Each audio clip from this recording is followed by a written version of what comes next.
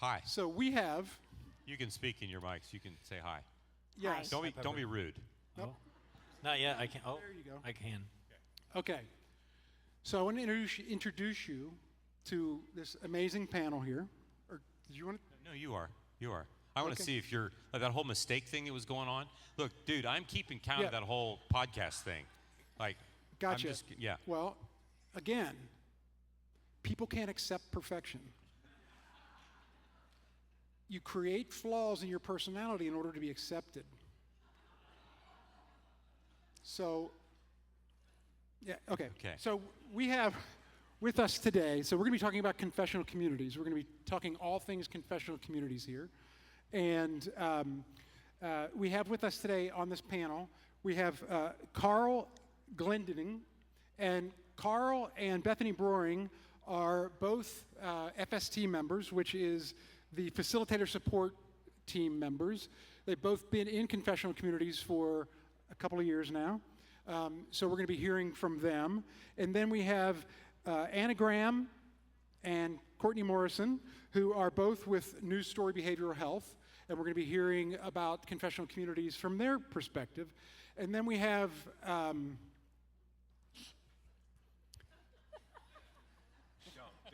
you even. and then we have Mr. Bean.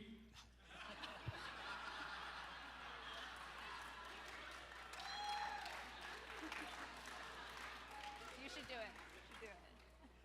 it. AKA Dr. Desire, Okay.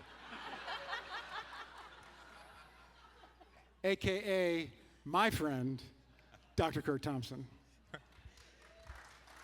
These words from the most beautiful man in the world. Touche. Yeah.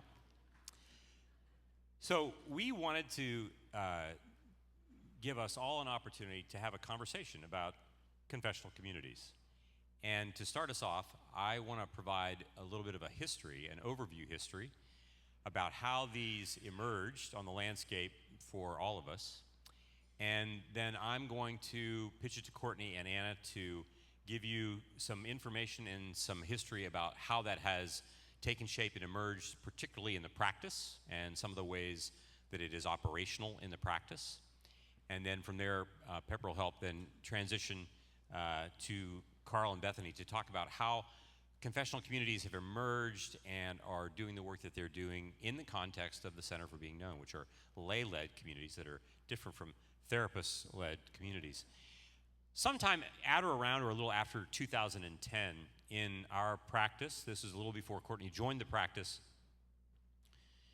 we started to conduct time-limited groups with men. They were just men's groups that we ran for about 8 months, and we did that for probably anywhere from 8 to 10 years.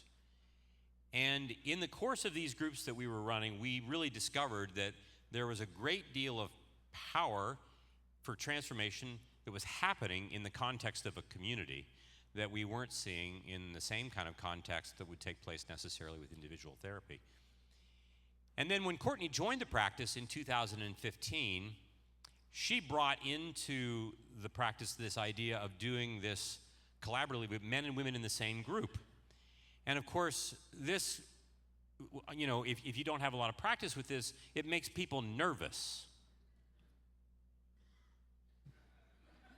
As you all are now, right now, even in the room. We're nervous about these kinds of things, but as we started to do this work from the time of 2015 on, we really started to discover that even putting men and women in the same group and talking about the kinds of stories that we were talking about was creating space and opportunity for healing, for regeneration, for conviction, for transformation, the likes of which I hadn't really ever seen before. And it was in that transition time from when I was first only doing it with men. Courtney was already doing group work that she brought with her to the practice, that tradition that she was bringing to the practice. The notion of what we would call confessional community began to take root at or around 2013, 2014. And the whole idea that we would use that word, that phrase, the confessional community, people will often ask, well, gosh, we're just coming here to talk about our sin. And we're quick to point out that we really mean by the term confessional something much more classical in the use of the term. To confess is not just to confess, it is to tell the truth about your story, as in the confessions of the church.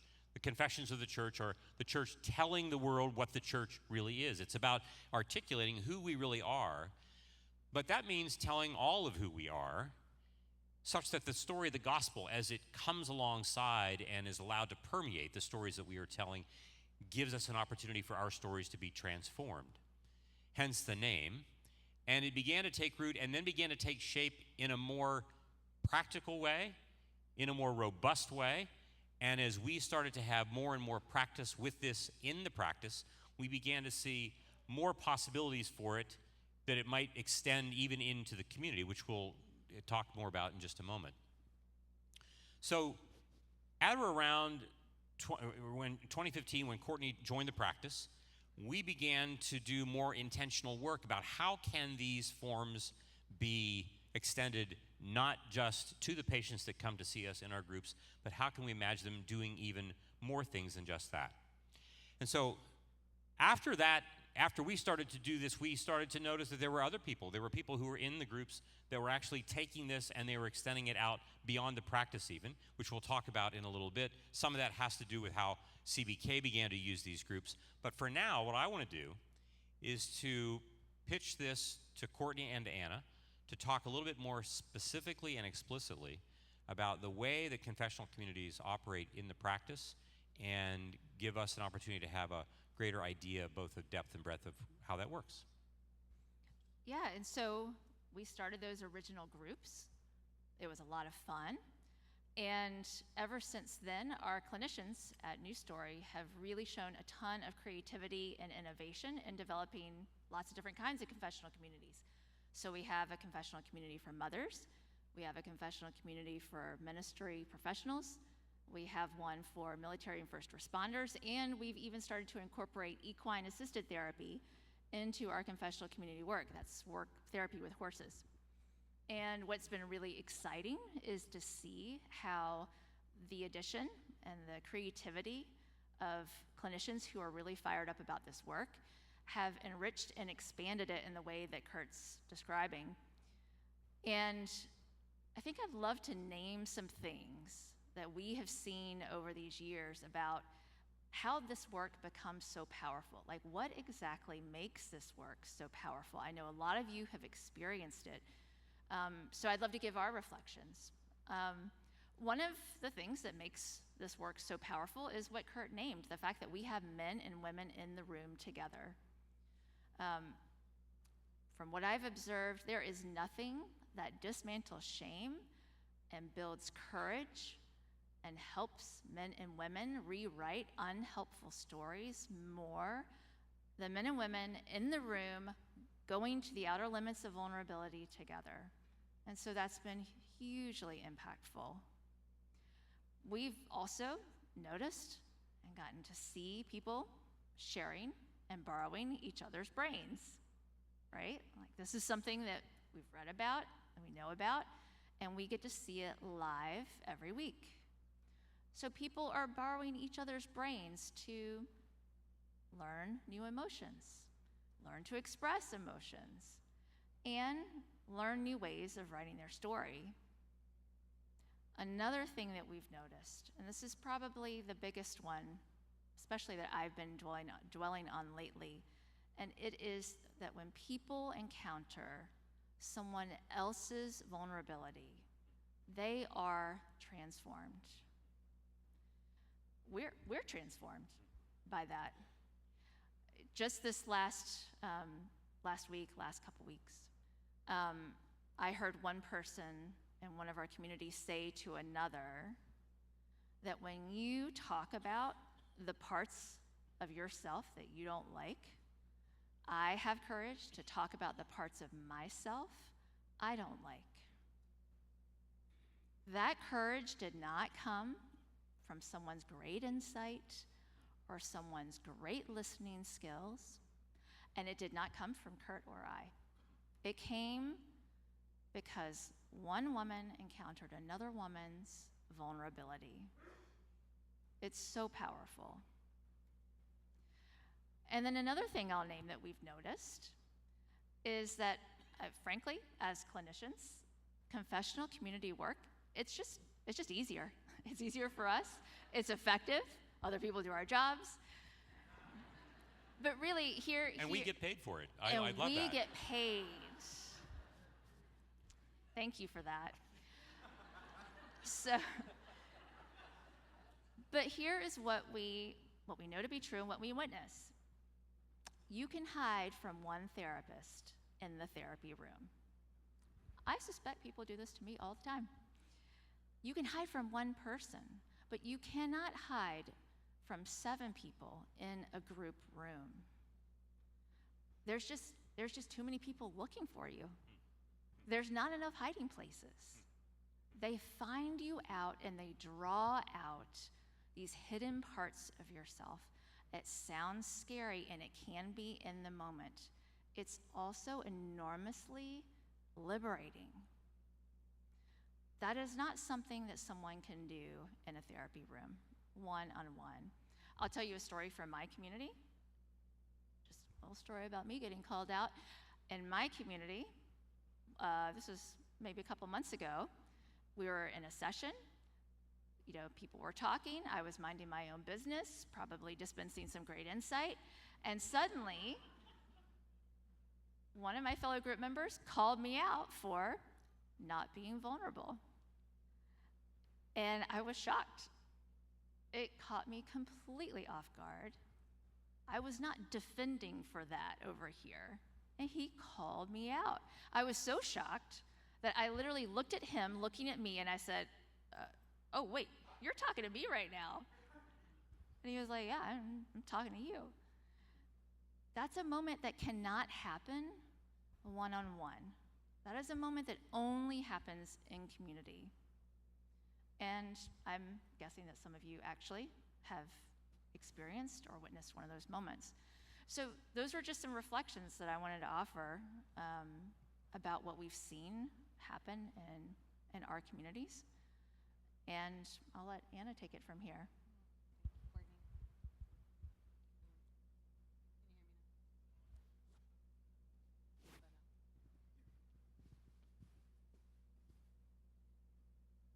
This is the really smart mic. No pressure. So as Courtney's talking about more of what has been happening in some of the different confessional communities that we've offered in the practice, we wanted to also share a little bit about some of the offerings that New Story has started for folks that aren't local to drive to our offices every week. Now hang with me a minute, but I'm sure you all can imagine, even when it happened for you, when you first heard this man share about and invite you to imagine a different way to connect with people, a different kind of relationship that is out there in the world. As that happens, more and more of those people come forward to ask questions of where can they find this and how can they get it. So that led to us in 2021 starting to offer 3-day intensives. In these 3-day intensives, people come together in groups of 8 or so and get to practice what it is like to share yourself vulnerably, and get to practice what it's like to receive others, to hear others, to be with others, not to change or fix or solve their problems, but to get to be with them in our fully embodied and present experience of their story. And so as we have done these intensives across the last 4 years, and more people have desired to come forward, we often have at the end of these intensives a question and answer time, where inevitably at every intensive, people come forward to ask, how do I find this back home? How did you do this to me in 3 days? How did I have this experience? And often, and importantly in that question, the answer has not been, where do you find it, as in, how much do you go and create it? We've also started, even as that question of how do you create it, and then it's like, okay, great, how do I create this?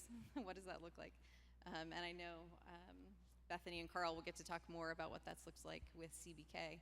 But at New Story, we're really excited. Starting next month, we're officially launching our first training program where individuals will get to come and spend a year of time with us getting to do this work in deep ways.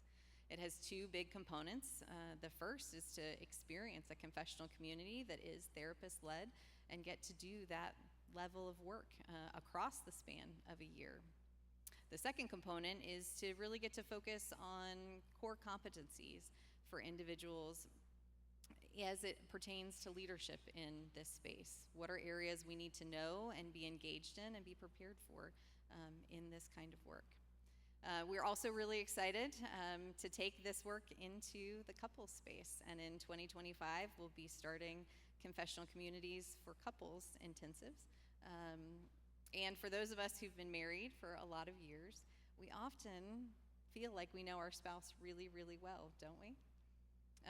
Or at least we think we do, until we sometimes sit in these spaces and get to hear their story and receive them in a new way, maybe in ways we haven't been able to do so far.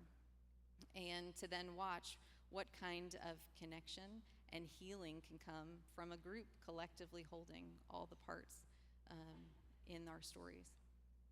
As a therapist, it has been breathtaking at times to see groups come together and care for each other.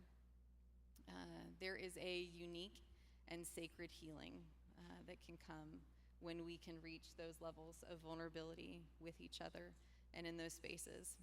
It was even really, really sweet for me to get to text my group this morning to tell them that there's 6 of them standing on stage here with me, to name the power and the importance of this work. It is wicked powerful, and it has changed my life. To get to sit and experience what it's like to be a part of healing for somebody else's journey, to know that I matter in that way, that I can have that impact on other people, and then even more to realize how much I need them in my own healing journey and story, has truly been a gift and a privilege to get to do this both professionally and to taste it personally as well. And I could not be more thrilled that this work is going out further into the world. Excellent, thank you. So Carl and Bethany, you guys come at this from the CBK side of things. So can you just share with us a little bit about what your experience has been there for the last couple of years? Yeah, so it's been amazing connecting first with the CBK. Actually started with the podcast, and I got permission to start a Facebook group. And that Facebook group is the Being Known Podcast Facebook group. We started there, and out of that, we started learning about confessional communities. And I'm like, what is this? Because I love community. Like, how do I not know about this? And so I connected with the CBK. One thing and a huge heart of the CBK is that we want confessional communities accessible. We want everyone that has a desire to feel deeply known and seen and understood to have that experience, because we know that we can offer what we ourselves have experienced. Many times we spend so much time reflecting on the things that didn't go right. But confessional communities gives you a chance to sit in the middle of the mess, have nobody leave the table, and then have a new ending, and to carry that ending into the rest of your life. So one thing that the CBK does is that in our confessional communities, the way that this works is that we have signups once a year where anybody that's interested can sign up for a group. And we literally trust God. And we have some amazing leaders too. I don't know how they do it, but we do pair people up. We have facilitators. We have a facilitator support team that supports our facilitators. However, this is more peer-to-peer based. Meaning, and a good example that I was talking with somebody, and I think Courtney mentioned it, is that one of the groups that I had, I was just kind of sharing that I just had a rough week. I had a hurricane that came. I live in Florida, and I just, it's no big deal. And one of my people looked at me and said, "That's not true." Excuse me? And to have that place to wrestle, even as a facilitator, to be an equal plane, to be going through a journey, to wrestle, to go through the mess, with other people. To not have to know, to not have to fix, where you can just be seen, be heard, and be understood. So CBK offers both online through Zoom. I believe we're starting in person as well. I think you're going to talk to that here in a minute. And it's been amazing. I mean, CBK started, what, four years ago during Confessional Communities? 4 years ago. And it's amazing how many groups that we have and the stories that are coming into being out of that. So one last thing. The really cool part about Confessional Communities is that the accessibility invites anyone and everyone. You have to have a phone, a computer, microphone, that's it. So people like me that have low vision and hearing loss, I get to open up my laptop and I get to look into the eyes of people. I get to hear the stories of people. I get to be with people and their stories. Guys, that sets me alive. And I can carry that throughout my day. And that's the gift, that's the accessibility that CBK continues to offer. Thank you, Bethany. The one word you just said, with, is a thing that I've been carrying with me the last several months since we wrapped up our last cohort, of just how transformational it is to be with people. And 2 years ago, it was not even in my imagination that I would be sitting up here. I was sitting in the crowd. I accidentally signed up to facilitate a group. Literally, I just thought I was learning about that. And they said, "You have been approved as a facilitator." I was like, I think you have the wrong guy. But the Lord had a different story, because right there, I was telling myself a story that many of you are sitting there telling yourself a story that I couldn't imagine myself facilitating a group. I couldn't imagine myself sharing like that vulnerable spot of like being seen by 6, 7 other people is deeply disturbing for some of us. And so that's what the CBK wants to do. We want to create a space where you can be with, where you can be known and seen and soothed, and realize that you can have safe and secure connections with people. And it will change your life. On the practical level, I think we haven't figured out the equine online yet. I think we'll work on that. But we're going into our 4th cohort of kind of facilitators and groups.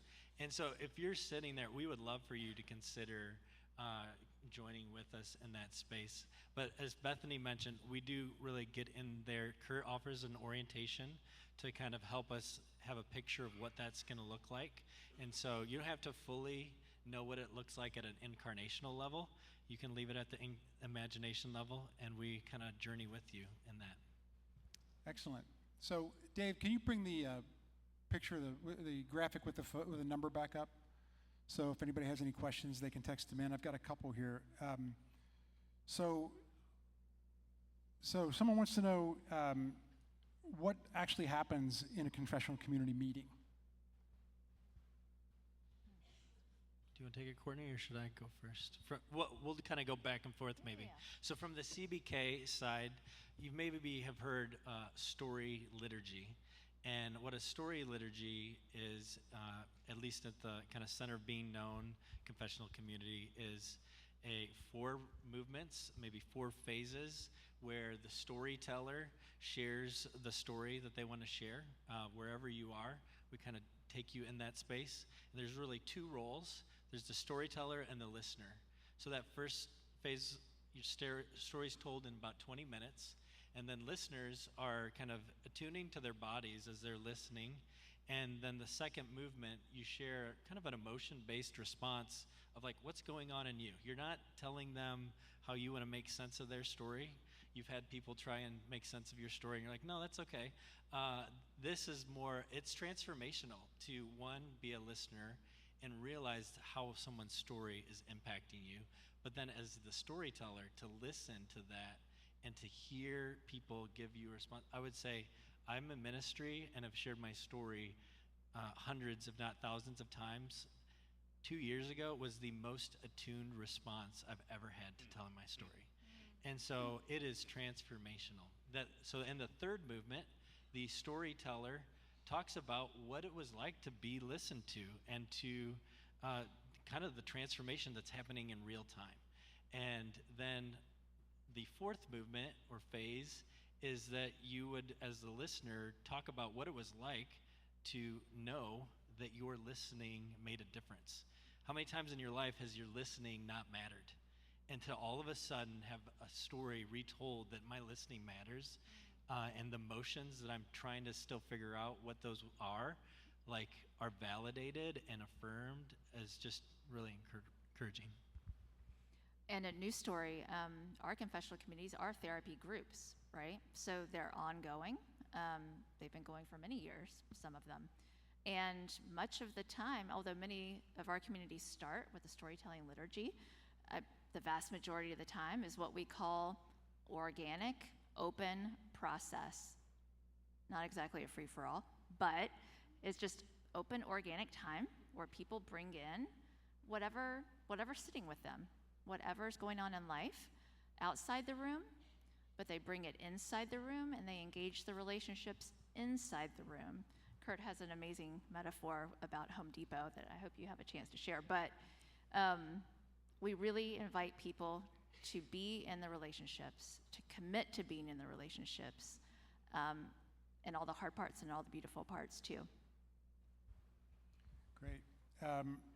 So another person wants to know, why should I do a confessional community, and how in particular would it impact me? Bethany, do you want to take that one? Yeah. Why do a confessional community and how will it impact me? My story, really quick, is that when I first found out about confessional community, I was scared to death to have anybody know any part of my story. And because I felt like I put my story out there to be fixed before, or people just didn't know, like, you know when you share your story and it just kind of hangs, and you're like, okay, bye. You know, it's like when, and like they said, yeah, like everybody stays, and I'm like, okay, it's like, what's that supposed to look like? I cannot even explain that moment of actually sharing after 20 minutes. And yes, it is a 20-minute time, and many people, even the groups that I facilitate now, if it was like, I can't speak for 20 minutes, yes, you can. And it's amazing what comes out in those moments. But to be able to both in person and also virtually look into the eyes of people who would say, Bethany, in your story, I felt sad. Bethany, in your story, my body shook with anger. Bethany, in your story, and they'd be crying. I didn't know what to do with everything. It just hit me in such a way. And I just thought, here I was completely numb. And for the first time, I remember I actually cried. It was a couple years ago. And I had not cried up to that point because I had to protect myself. Confessional community, you can sit in front of a counselor, which is great. You can have friends, which is great. But to have your story shared with multiple people at one time, and to be felt, and to be seen, and be understood, and be validated, all of that happening at a single moment is transformational. Because now I can look at my boys, and I have 3 boys, teenage boys. Let that sink in. Okay. Yeah, y'all are, I'll share more later. Anyway, and we can do check-ins, and we can use emotional words. We can share tears. We can share, Mom, as you were sharing that, I noticed my heartbeat getting really fast, and I was getting angry, and I was clenching my fist. What? I grew up in a house that never had any of that. So now I get to transform that into my boys. Hopefully that's going to transform into other people. So yeah. So I've got a question about that. We've heard confessional community. We've heard it from this side of New Story Behavioral Health. We've heard it from the Center for Being Known. I'm wondering if Anna, you and Courtney can speak a little bit to what is distinctive about what we do in the practice that's different from what we're doing, for instance, in CBK, and not what makes it better or worse. We're not judging it in those terms, but what makes it distinctive, and what are some things then that enable the particular things that are distinctive to do the kinds of things that we do? I know that we've often talked about that as this work really first emerged in the practice, that the practice continues to be a bit of a laboratory for how we are doing this kind of work, and then as it's getting and then it's getting exported into other settings. And in laboratories, you have a lot of variables that you work to control for as a way to try to help yourselves better understand what are the best practices for these kinds of things in such a way that we can then even transform and offer those things. I'm wondering if you could speak to a couple of items that we might say, oh, this is what's distinctive about what we do here that may be different from other places that are using that.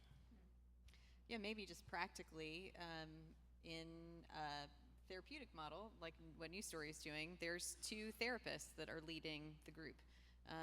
Where in the CBK model, it is a peer-led.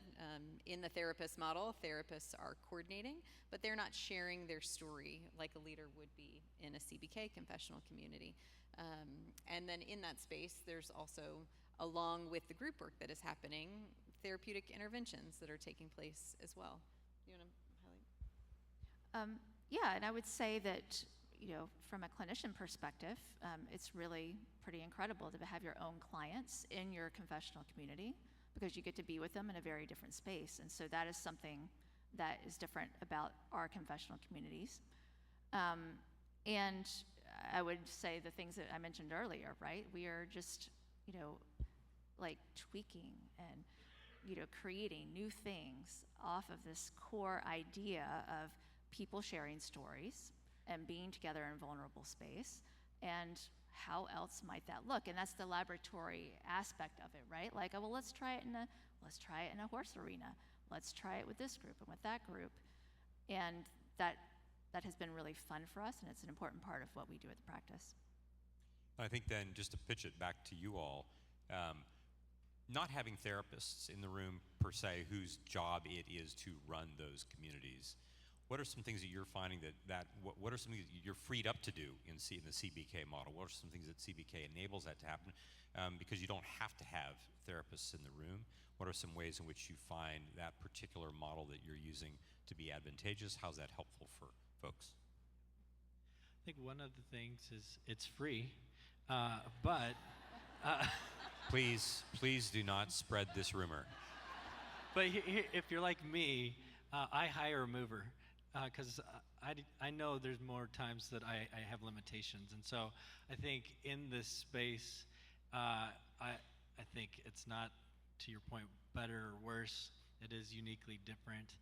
And I think, one, it's time-bound a little bit differently. We have a 6-month cohort model that you kind of go with. You can potentially continue that group. So you're meeting weekly for 90 minutes every week online. And I think the thing that as a facilitator, you really are focusing on like group facilitation skills is what you need to bring into that. If you've got that, you're probably pretty good as a facilitator. But I think as a facilitator, I'm bringing my story into that space, which is transformational as a facilitator. But then also, like you're getting in, we kind of bind ourselves to the story liturgy, maybe a little more strongly than the clinical side might.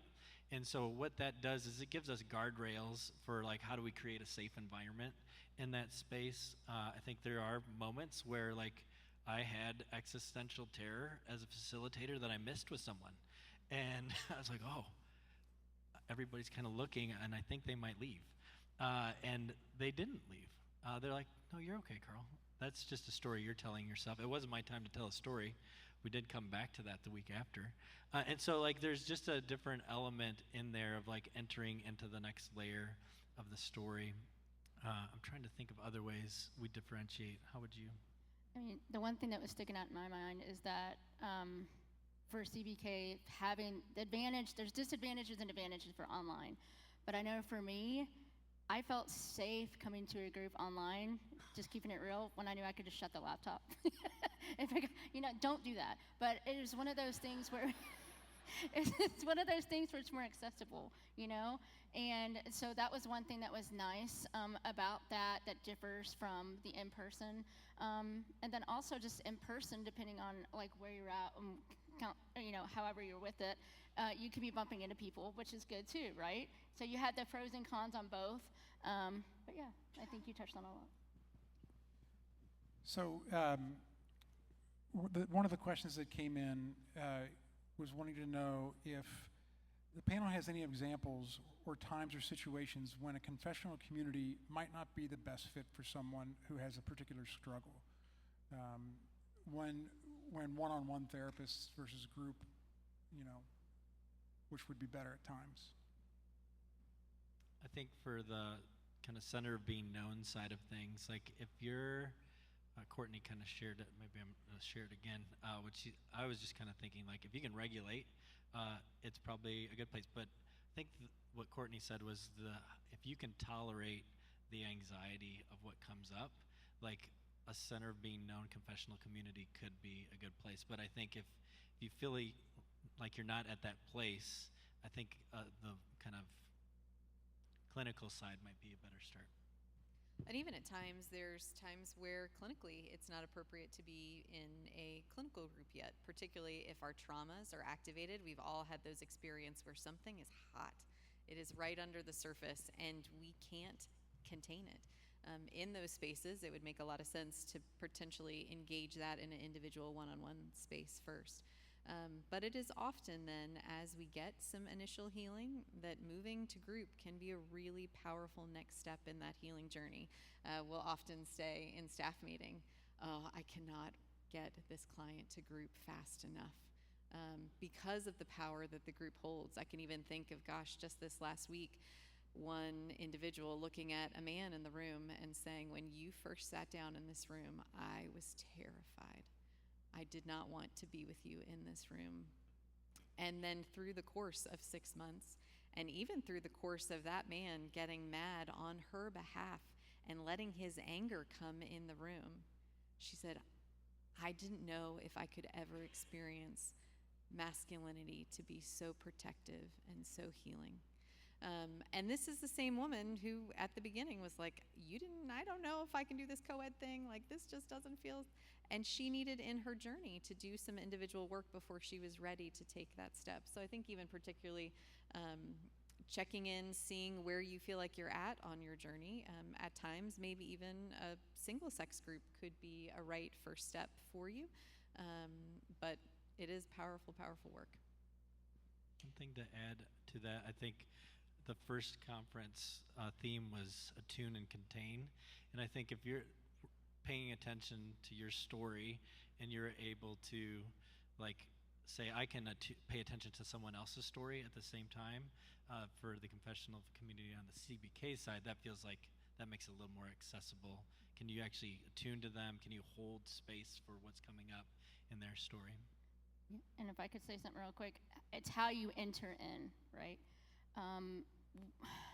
Are you able to not assess it from a clinical standpoint, from a counselor standpoint, from a coaching standpoint, just receive?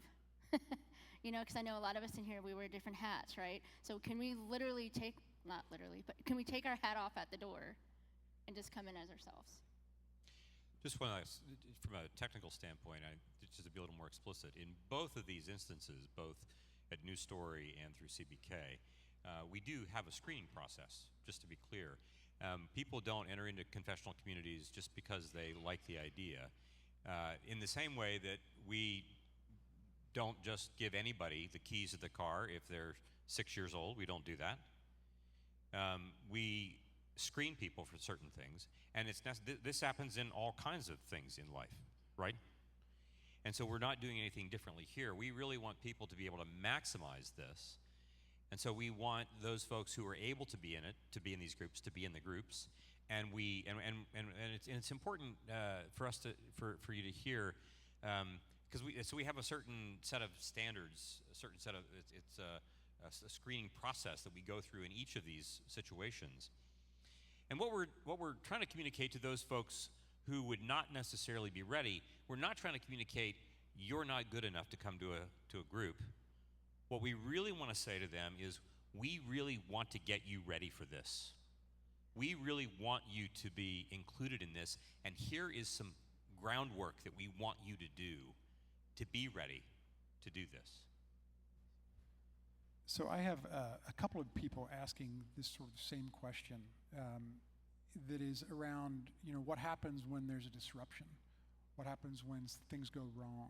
This all sounds lovely, but what happens when it goes wrong in the room, right? And I had a couple people comment that they like my shoes. I was wondering if you're plugging next season's podcast. Go ahead. So what happens when things go south? Things go south all the time. And if things did not go south, Y'all come. Things go south all the time.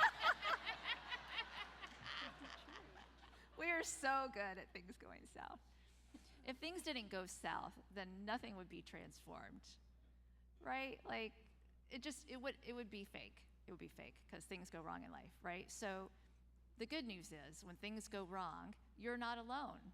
The rest of us are there. We're in the room and we're not leaving the room. And so it gets messy, and even sometimes we don't know what to do in the moment, but we're going to figure it out. We are confident about that. So you have a room full of people, you have a facilitator, or you have therapists in the room, and we're going to figure it out. And it's going to be probably radically different than what you've experienced before. So going south is not always bad. I live in Florida, so I hope you guys do come south for me, because I want people to come for me.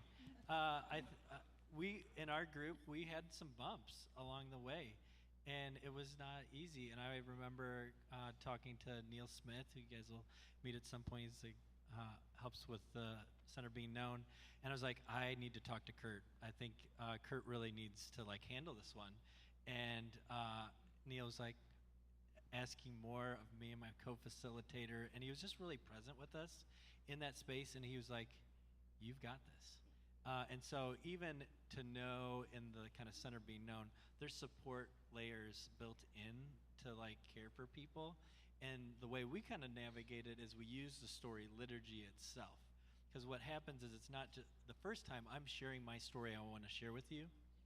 And then all of a sudden, the room, the online screen is the story when things go south.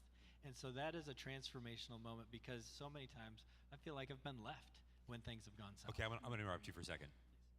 You just said something that I think is really important when you said the room is the story.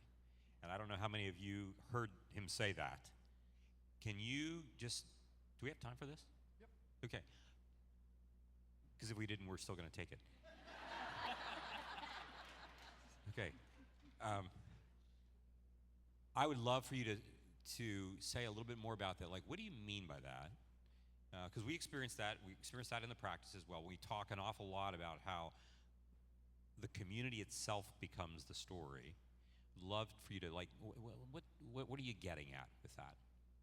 Yeah, so I missed in one of our groups of keeping track of time.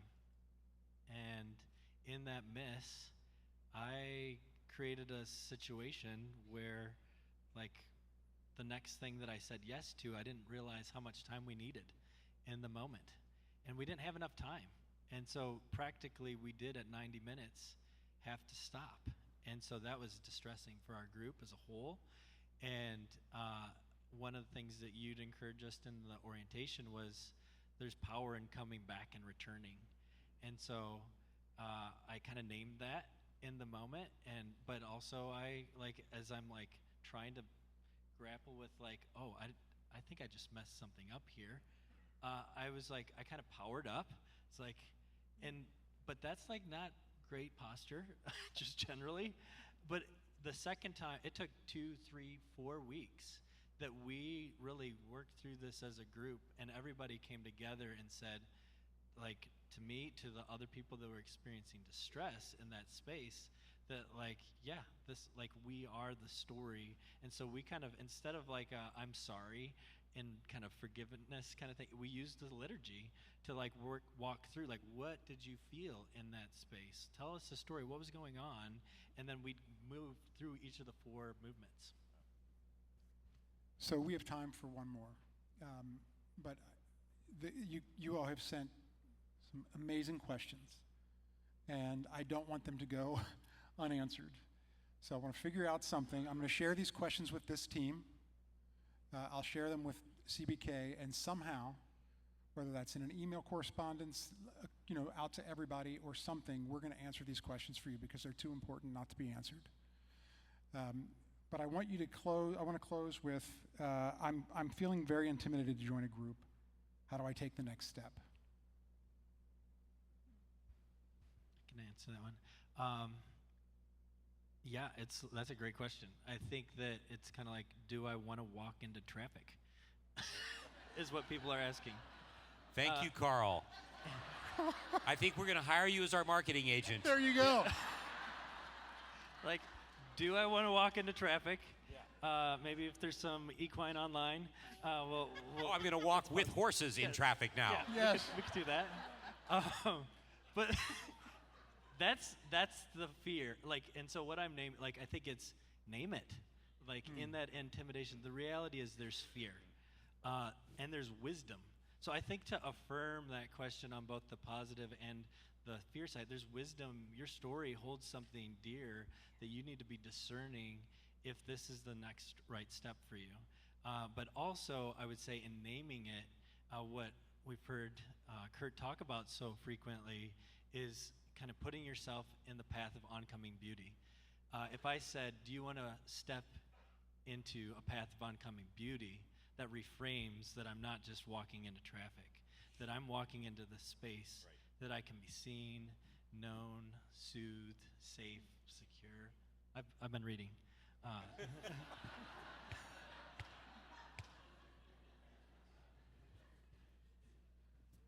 Anybody else want to take a shot at that? That was great. I just want to say, if you're not afraid, that's really weird.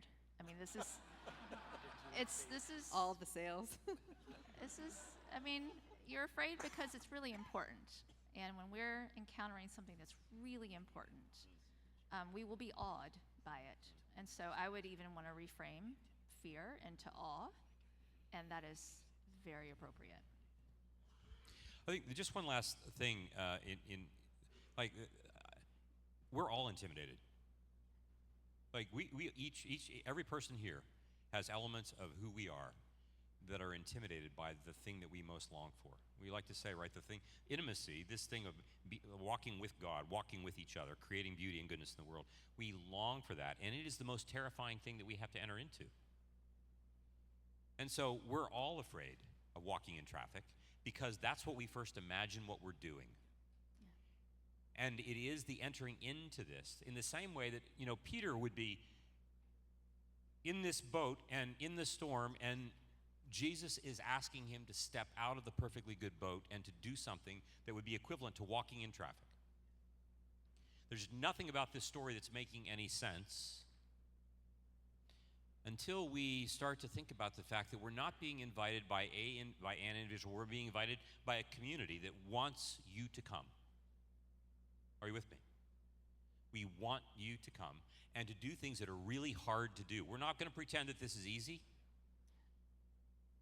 But there's nothing more beautiful in the world that you're going to do than to allow the Holy Spirit in the context of one of these communities to do the work of recreating, retelling your story, looking for the places that you hate the most and transforming them into artifacts of beauty and goodness.